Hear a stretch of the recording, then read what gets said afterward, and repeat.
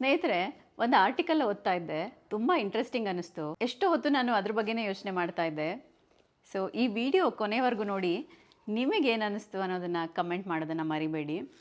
So author ಹೇಳ್ತಾನೆ, ನೀವು ಗಮನಿಸಿ ಲೈಫಲ್ಲಿ ಯಾರು ಆ ಲೋ ಫೇಸಲ್ಲಿ ಇರ್ತಾರಲ್ವ, ಬಿದ್ದಿರ್ತಾರಲ್ವ, ಅಂದರೆ ಜೀವನದಲ್ಲಿ ಆ ಕಷ್ಟ ಕಾಲದಲ್ಲಿ ಇರ್ತಾರಲ್ವ, ಅವ್ರ ಬಾಯಲ್ಲಿ ಒಂದು ಮಾತು ಪದೇ ಪದೇ ಬರ್ತಾ ಇರುತ್ತೆ.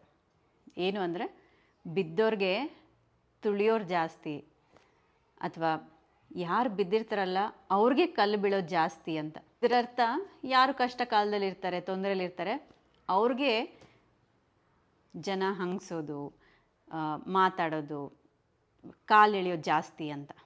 ಆದರೆ ಆಥರ್ ಹೇಳ್ತಾನೆ, ಸೊ ಯಾರು ಬಿದ್ದಿದ್ದಾರಲ್ವ ಇವಾಗ, ಅಂದರೆ ಲೋ ಫೇಸಲ್ಲಿದ್ದಾರಲ್ವ, ಅವರೇ ಚೆನ್ನಾಗಿದ್ದಾಗ, ಲೈಫಲ್ಲಿ ಎಲ್ಲ ಬ್ಯೂಟಿಫುಲ್ ಆಗಿದ್ದಾಗ ಹೇಗಿದ್ದರು, ಎಲ್ಲ ಚೆನ್ನಾಗಿದ್ದಾಗ ಅದೇ ವ್ಯಕ್ತಿ ಟಾಂಟ್ ಮಾತಾಡೋದು, ಹಂಗಿಸೋದು, ಎಲ್ಲರ ಕಾಲು ಎಳೆಯೋದು, ಅಥವಾ ಬಿದ್ದೋರಿಗೆ ಸಹಾಯ ಮಾಡದೆ ಹೀಯಾಳಿಸೋದು ಮಾಡಿದಾಗ ಯೂನಿವರ್ಸ್ ಏನು ಮಾಡುತ್ತೆ, ತಗೋ ಅಂತ ಕೊಡುತ್ತಂತೆ. ಅಂದರೆ what you give is what you get. ಇದೇ ವಿಶ್ವದ ನಿಯಮ. ನೀನು ಏನು ಕೊಡ್ತೀಯೋ ಅದೇ ನಿನಗೆ ವಾಪಸ್ ಸಿಗುತ್ತೆ. ಬಿದ್ದಾಗ ನಿನಗೆ ಎಲ್ಲ ಕಲ್ಲು ಹೊಡಿತಾ ಇದ್ದಾರೆ ಅಂತ ದುಃಖ ಪಡ್ತಾ ಇದೆಯಲ್ವಾ, ನೀನೇ ಚೆನ್ನಾಗಿದ್ದಾಗ ನೀನೆಷ್ಟು ಜನಕ್ಕೆ ಕಲ್ಲು ಒಗ್ದಿದ್ಯಾ, ನೀನೆಷ್ಟು ಜನಕ್ಕೆ ಹೀಯಾಳಿಸಿದ್ಯಾ.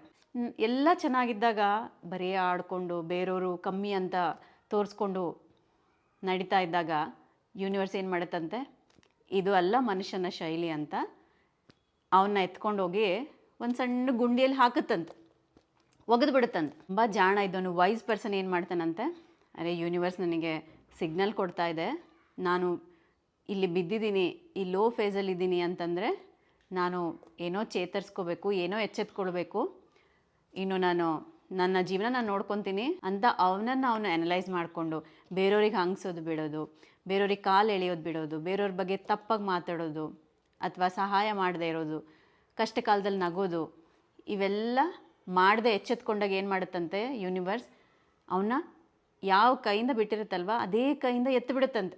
ಅದೇ ಈ ವ್ಯಕ್ತಿ ಈ ಕಡೆ ಬಿದ್ದರೂ, ಎಷ್ಟು ಸ್ವಲ್ಪ ಕಷ್ಟ ಇದ್ರೂ ಕೂಡ ಬೇರೆಯವ್ರನ್ನ ಹೀಯಾಳಿಸ್ತಾ ಚೀತು ಅಂತ ಇದ್ದಾಗ ಯೂನಿವರ್ಸ್ ಏನು ಮಾಡುತ್ತಂತೆ, ಇವನು ಹಿಂಗಾದ್ರೆ ಕೇಳೋದಿಲ್ಲ ಅಂತ ಏನು ಮಾಡುತ್ತಂತೆ, ಅವನ್ನ ಎತ್ಕೊಂಡು ಒಂದು ದೊಡ್ಡ ಗುಡ್ಡದಿಂದ ಕೆಳಗಡೆ ಬಿಸಾಕ್ಬಿಡುತ್ತಂತೆ. ಅವನು ಆ ಬಿದ್ದ ಏಟಿಗೆ ಎದ್ದು ನಿಂದ್ರೋಕೆ ವಿಮಾನನೇ ಸಾಕಾಗುತ್ತಂತೆ. ಎಷ್ಟೇ ಎದ್ದೇಳಕ್ಕೆ ಟ್ರೈ ಮಾಡಿದ್ರು ಅಷ್ಟು ಕಲ್ಲುಗಳು ಅವನಿಗೆ ಹೊಡಿತಾ ಇರುತ್ತಂತೆ. ಸೊ ಬಿದ್ದವನಿಗೆ ಕಲ್ಲು ಬೀಳೋದಲ್ಲ, ಚೆನ್ನಾಗಿದ್ದಾಗ ನೀನು ಕಲ್ಲು ಹೊಡಿಯೋದನ್ನು ನಿಲ್ಲಿಸು ಅಂತ ಆ ಯೂನಿವರ್ಸ್ ಹೇಳ್ತಾ ಇರುತ್ತಂತೆ. ನಿಜ ಅಲ್ವಾ? ನಿಮ್ಗೇನು ಅನಿಸುತ್ತೆ?